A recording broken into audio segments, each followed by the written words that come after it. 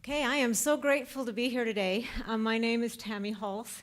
I'm a mother of 7 children, and my youngest 2 children are still in the public school system. I've raised the others, and I have been both challenged and enthused about education. I've been frustrated. We've tried to meet the challenges as they come, and we continue to experiment. And just a couple weeks ago, I've taken my child out of public school and put her in a private school after we've experienced 1 term of Common Core, and that was the death knell for us, and so we're trying that right now. I have loved the speakers. I have learned so much, and I am so grateful to Oak for putting this together, and I'm also grateful to everyone that has come to present. Thank you for the time that you've given us. I'll be presenting today a youth achievement program that's called Liberty's Hope, and the intent of this program is to raise a new generation of patriots. As we have seen in the last election cycle, we're losing a love of liberty in our country. And so I want to think about how do we raise a generation that loves freedom and loves liberty. And that's what we'll be focused on today. I'd like to just start with this quote from Ronald Reagan. It says, "Freedom is never more than 1 generation away from extinction. We didn't pass it to our children in the bloodstream. It must be fought for, protected, and handed on for them to do the same. Or one day, we will spend our sunset years telling our children and our children's children what it was once like in the United States, where men were free." That's what we want to avoid. We want to be able to have our children enjoy the same liberties that we've enjoyed. So Liberty's Hope is a youth achievement program designed to help parents raise a new generation of patriots. This is for children and youth ages 3 through 18. We have projects available in every field of learning, including self-reliance, character development, true American heritage, and the principles of liberty outlined in the original U.S. Constitution. And it is home-based, meaning that it is directed and adapted as needed by the parents. Now, with that, I will be spending most of my time today talking about principles. I believe firmly that when we understand the principles, we gain the freedom to govern ourselves.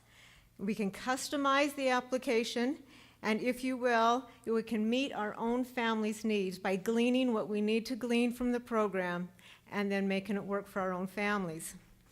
At the end of the presentation, I will show you how we've taken these principles and we've put them into a program called Liberty's Hope, but it is our desire that parents will glean from that program and make it work for themselves. Now, the curriculum that we have is provided as a public service by Homemakers for America, and it's available on the Homemakers for America website. I am serving right now as Vice President to Homemakers for America, and it is a national organization. And I am pleased and excited to announce that just 3 days ago, we launched our brand new website, and so hopefully you'll have a chance to go to that. We recognize that we need mothers. We need mothers to teach their own children. And that is our whole mission at Homemakers for America, is to empower the mothers and give them the confidence that they need, that they can teach their own children either in their home or with whatever school system that they work with. Mothers are number one. And so at Homemakers for America, we provide a public service to women nationwide. We're multi-denominational, and we want our mothers to know that they are critical in the development of our children. Just a little bit more about Homemakers for America. We have on our website what we call the American Heritage Center. And this is a public service, and it's just a wealth of resources where you can go. We have 3 different areas of the American Heritage Center. The first one is to remember our heritage. And this is where people can find resources, where they can find the truth about our founding fathers and the original U.S. Constitution. And it's available on the internet. A lot of things are just accessible. And we also point people towards books that have been written so that they don't have to spend so much time searching themselves. We've done the search for them. The second section of the American Heritage Center is called Preserve Our Legacy. We offer practical suggestions that families can incorporate today to strengthen their family ties, to participate in meaningful discussions, read American history stories, and work together to develop skills and self-reliance. And then the third section of the American Heritage Center we call Secure Our Future. And this is where we provide resources and education methods for teaching a new generation of patriots. If you get on our website, you'll find Liberty's Hope under this section of Securing Our Future, teaching our children. Now, this quote here that I'm going to share is by a man named Learned Hand. I'd like to tell you just a little bit about him so that you know where it's coming from. Billings Learned Hand was a United States judge and a judicial philosopher back in the 1940s and 50s. He served on the United States District Court for the Southern District of New York and later the United States Court of Appeals for the Second Circuit. Hand has been quoted more often than any other lower court judge by legal scholars and by the Supreme Court of the United States. Here's what he said: "Liberty lies in the hearts of men and women. When it dies there, no constitution, no court can save it." I believe that Mr. Hand has made a profound statement in that. If we accept this truth that he has said, we have to ask ourselves the question, how? How do we instill liberty in the hearts of the rising generation? Now, hearts is an interesting term, and we need to understand that term before we can answer that question. And so for just a couple minutes, I would like to get a feel. I'm going to back that up for just a second. I want to get a feel for what your understanding of heart is. And so when we talk about agency education or educating the heart versus educating the mind, could you give me an idea of what you think heart means in that sense? Tiffany? Okay, what matters the most to you? Okay. What you love, all right. Okay, it's what we feel rather than what we see or what we can rationalize. Okay. Okay, it's what you are. You've incorporated it into your being. Okay. It's who you are. What's in your heart, you're going to be committed to that idea. Okay. Okay, reactions, you don't think about it, it's just such a part of you, it's how you respond. Okay, excellent comments, thank you. Now, I'd like to look at how do we educate the mind versus how do we educate the heart. Now, Western culture is a very mind-oriented culture. The teaching techniques focus on skills in logic and reason and analysis. Agency-based education is aimed at educating the heart. And we've been able to discuss how we define heart. I'd like to pull a quote now from Neil Flinders' book, Teaching Our Children. I think this is excellent. "The heart constitutes the significant decision-making center of the human personality. It manifests itself as character or disposition, prevailing tendency, dominating mood, or governing inclination. The heart is the core, the innermost aspect of the person, the human being itself. It is subject to growth, development, and change as it is influenced by those choices. The heart is distinct from the mind. The two are different, but intimately interrelated aspects of human nature. As he thinketh in his heart, so is he." That's from Proverbs.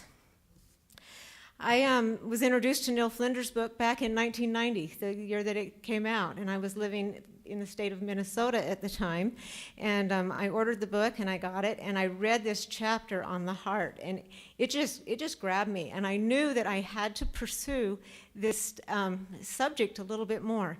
I wrote a letter to Dr. Flinders, and I asked him if he had any more research, and he just willingly shared with me the research that they conducted to define the term heart. And it was fascinating to go through.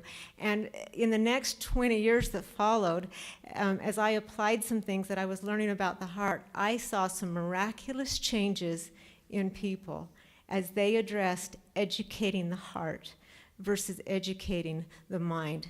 This is a topic that is worth pursuing, miraculous. So let me just share with you a few analogies to help clarify, again, what the heart is. The first analogy is the heart is like an internal engine. Our emotions, sometimes people will say the heart and the emotions are synonymous with each other, but they're really not. And this explains why. Our emotions merely serve as indicators to the condition of the heart, just as the instrument panel on a car serves as an indicator to the condition of the engine. The heart empowers us to act on, think about, and choose to respond to life's experiences. Now, agency is a key term in the approach to education that we're talking about today. Agency is exercised when individuals employ their personal power to act and not to be acted upon. I would submit that agency is more a matter of the heart than it is a matter of the mind. Just some food for thought. What would happen if a heart has been weakened by neglect? Or what would happen if a heart has been wounded by abuse or trauma? The ability to act and not be acted upon is in jeopardy. And as we talk about a program about Liberty's Hope, and as we talk about these principles, I can testify to you that these principles work on an individual level as well as a group level. If someone is seeking to reclaim personal power because their heart has been weakened or wounded, these same principles will work on an individual basis. And it's just something to think about as we explore some of these principles. True education must include strengthening the heart. We need to build a powerful internal engine in our youth.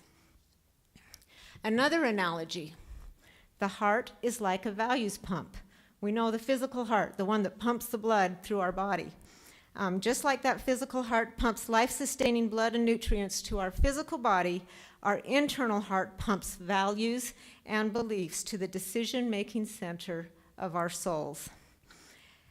So how do we respond to life situations? Interesting. Do we respond with blame or accountability? Do we respond with fear or with faith? With commitment or capitulation? The answer to these questions will be found in the condition of our hearts. So if that's the heart, then what is the mind? And Dr. Flinders draws a distinction for that as well. He says, the mind is the man's capacity to become aware of things as they have been, or things as they are, as they have been, or as they will be. The mind is subject to the management and leadership of the heart. I think in a mind-centered culture, we get that twisted around and we think the heart is under the control of the mind, but it's really the other way around. The mind is under the control of the heart.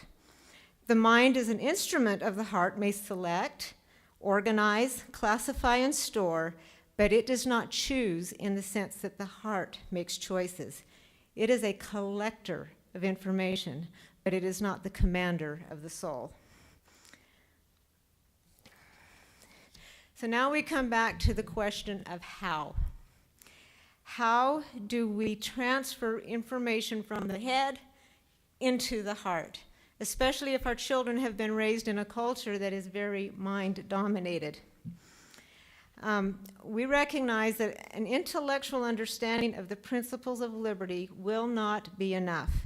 The blessings of liberty can only be maintained by a people who live with the fires of faith, the valor of virtue, and the power of patriotism burning in their hearts.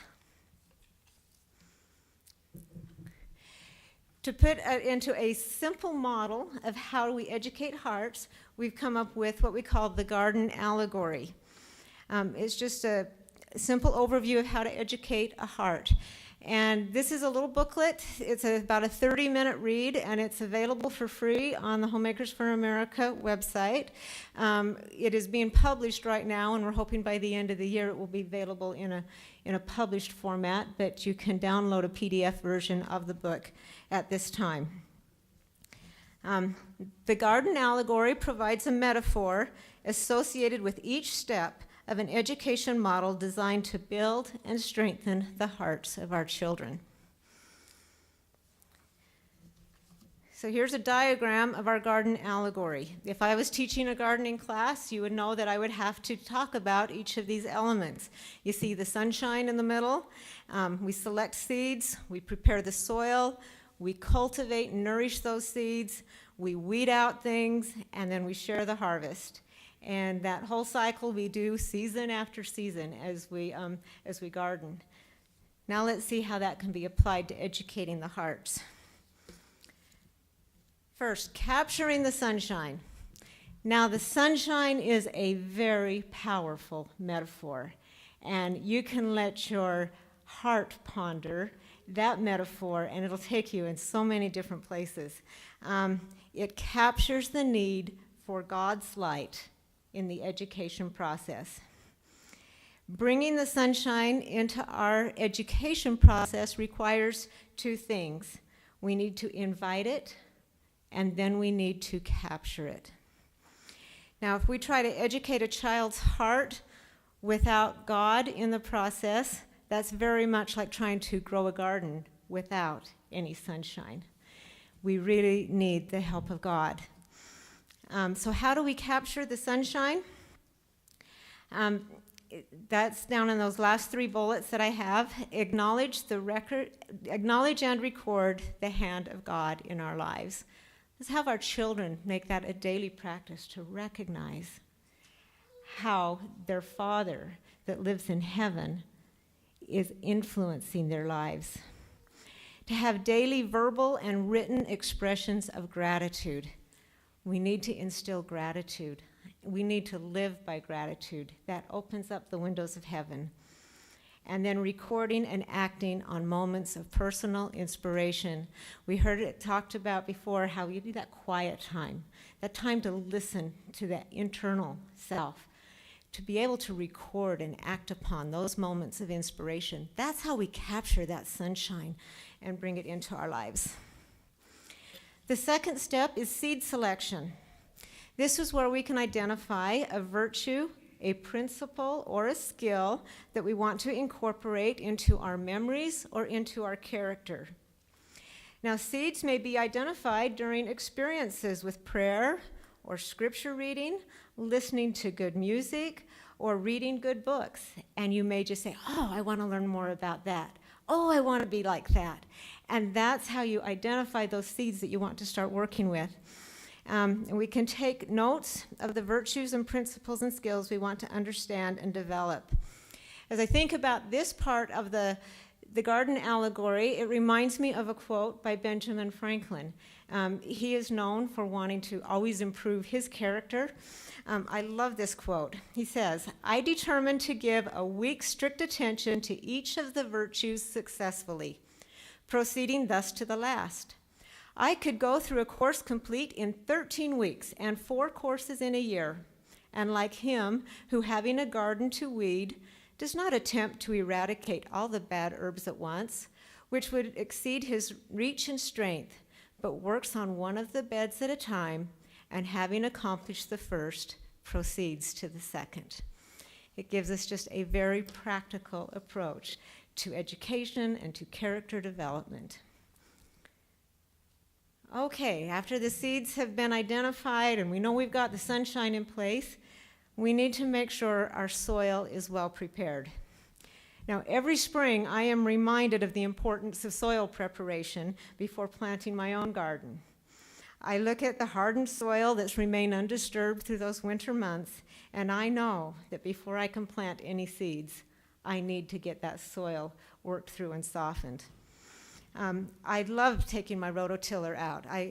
It's a hobby. I love playing in the dirt and getting that dirt nice and soft and ready. And I love working the fertilizer in, knowing that my garden will be ready to grow. Well, just as we prepare the soil before planting a garden, we must prepare the heart before we introduce new seeds. And we suggest that this can be done through a daily reading of the Bible.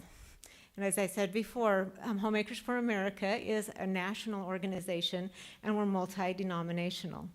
And we recognize that the Bible is the one common book amongst all of the religions and all of the women who may come to our organization. And so we encourage a reading of the Bible. And we offer a story Bible on our website where we've taken out the stories. So we eliminated all of the genealogies and the other things so that we can go right to the stories. And we've retained all of the beautiful language of the King James Version of the Bible. And if parents have not had a chance yet to discover how wonderful Bible reading can be, that's a great first step, to pull out the story Bible and start reading the Bible with their children every day. A daily reading of the Bible will increase faith in God, and it reminds us of our dependence on Him. Again, that step in capturing the sunshine and bringing it in. It's a very effective tool for soil preparation. Now, the next step is to cultivate and nourish. This is where we practice the new concept in a defined learning experience. And just some examples of those learning experiences would include just practicing the virtue or the skill for a few days or a few weeks. Maybe committing to memory a declaration, a quote, or a verse of scripture related to that virtue, skill, or principle. We could participate in a mental role play. This is one of my favorites, to download a lecture or music that is related to that principle on my iPod, and I listen to it while I exercise. And it's been a very powerful experience for me. Now, the next step is weeding it out.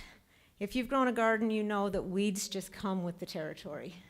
And it's the same way as we raise our children.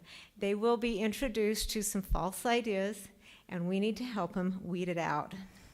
So in this step, we solidify the information in our minds and hearts through review and discussion. Discussions with a mentor or a parent are valuable learning experiences. We can help our children sort out facts from fiction. We can help ourselves sort out facts from fictions if we are able to have that discussion with others. During these discussions, we need to discern between truth and error. We need to discard ideas or habits that run contrary to that virtue or principle. We can record thoughts in a journal, and we can create a tracking record to make notes and to record our successes and our setbacks. That written record really helps to process the information that we're learning. And then the final step is to share the harvest. This is an opportunity to take the things that you've learned and now you put it into your own words or your own creation. You can write music, create a poem, present a lecture, or teach others. Give your knowledge away. The more you share your knowledge with others, the more it becomes yours. Summarize the things you have learned about the virtue or principle. Think about how you can apply it in different situations. Use your newly acquired understanding as a leader, a servant, an employee, a family member, or a friend. Share what you've learned. Now, these are principles that work. They make the transfer from the mind into the heart. And they work no matter by what name you give them. So you can call them the Garden Allegory as we have, or you may put it in a different model and find the exact same principles. After developing the Garden Allegory, I was introduced to the 5 R's of memory retention. And I think some of you may be familiar with those. And I found many similarities. I've listed there on the left-hand side the Garden Allegory, and then in the middle, the 5 R's. Seed selection seems to go right hand in hand with that first R of recognition, where we make a proper selection of information. Soil preparation works very well with recording. Cultivating and nourishing seems to be very similar to the rehearsing phase. Weeding it out fits with the recall, and sharing the harvest fits with reconstruction. Then on the right-hand column, you'll see that I just have the principle defined in the most straightforward, simple fashion, so that if you're not familiar with the Garden Allegory, if you're not familiar with the 5 R's, you can just read those words and you can know exactly what it is that you need to do. And it's the same principles. So now as we move to the program of Liberty's Hope, we've tried to take these principles and put them into project sheets. And we've just decided, since we're working with youth who may not be familiar with some of these other models, we're just using the basic definition. So on a project sheet, our youth will see that their first step is to define their objective. What is the concept or skill they would like to learn? The second step is a discovery phase, where they identify valuable information to help them succeed with their skill or practice. Then the third phase is to just practice and see what they can do and record their successes and their failures as they're practicing. And then the next step is to evaluate what did they learn while they practiced, what do they want to remember in their next attempt, and then the final one is to share what they've learned with others. Okay, when we talk about Liberty's Hope, and when we put these project sheets together, we wanted to educate the soul, the whole soul. And we thought that the best place to find the components of the soul was in Holy Writ. And so we looked at the 4 components of the soul. Neil Flinders identifies these also in his book as the heart, the mind, the might, and the strength. Now, we've already discussed 2 of these, the heart and the mind. So I'd like to give you a definition of the might and the strength. Dr. Flinders explains that the might and the strength are extensions of a functioning mind and heart. Might refers to the resources, both temporal and spiritual, that are legitimately accessible to a particular person. So examples of might include like financial resources, leadership skills, abilities, talents, social skills, influential personality traits, anything that you have accessible to you to help you be an influence to others, and that encompasses your might. And then your strength, in addition to obvious physical strength, it would include any sporting abilities, and also good health practices, nutrition, ability to have energy, all of that falls under the strength category. So as we put projects then into those 4 categories, this is how it looks. And again, this is adaptable. But under the heart category, this is where we would have projects that would help develop value system, where we look at heritage, where we offer service, where our youth are involved with service projects, leadership opportunity, family relationships. All of that goes to developing the heart.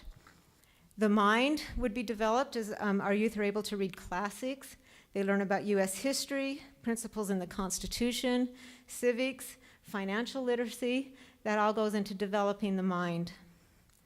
The might is developed as we look at craftsmanship and also helping with fabric arts, fine arts, performing arts. All of that goes to developing the might. And then the strength is developed as we look at the culinary arts, foods and nutrition, what is good, what is healthy, fitness, recreation, and healthcare. And so hopefully by encompassing all 4 components of the soul, we have found projects that parents can turn to that will help in each of those 4 areas. Now there is a connection with 4-H, with Liberty's Hope. I have worked with the Davis County 4-H program for several years with my family, and I love the 4-H program. I've also noticed that they are desperately in need of volunteers, and as volunteers come in, the quality of the program just escalates depending on the quality of the volunteers that come into it. The reason why we have connected Liberty's Hope with 4-H is because it is an existing program. There is a curriculum that is already there on so many different topics. Now, I don't know if you're familiar with 4-H. You may have heard of it with children raising cows and goats, but it also has to do with foods and nutrition, and then it expands beyond there to any subject that you want to learn about. You can learn about chemistry and electrical engineering, and any topic will fit under the 4-H program, and there is a curriculum that is already there. Now, 4-H's education model is learning by doing. So if you understand this garden allegory and how to educate the heart, and then you take a 4-H curriculum, you'll find that the two mesh together very well. We don't have to reinvent the wheel. There's already something in place. And the real exciting thing is that 4-H it provides an avenue for our youth to get involved at a community level. They can put their projects in a county fair or a state fair, and they can start having an influence on their community. Can you imagine going to the state fair and seeing displays of George Washington and Thomas Jefferson and the principles of our government? That is a place where our youth can start having a real influence. They don't have to create the opportunity. It's already there, and it's prepared for them. Let's see. And then also 4-H provides opportunities for county and state contests and camps and scholarships. So they have the infrastructure is already there. So now as we come to Knickerbockers, I'm sorry, let me back up a minute. If you choose 4-H or if you decide to be independent and just do this program on your own, it doesn't matter, but we do recommend the following age groups. The first age group is Knickerbockers, and this is ages 3 to 8. The children at this age are not expected to get into skill mastery at that point. That's not the developmental task for a 3 to 8-year-old. At 3 to 8, we give the children opportunities to discover the joy of learning, the joy of purpose, the joy of service, and the joy of family. Skill mastery is not expected, but participation is the key. The objective at this age is to develop an inner sense of right and wrong, of good and bad, and truth and error. And that is the fundamental goal for the 3 to 8-year-olds.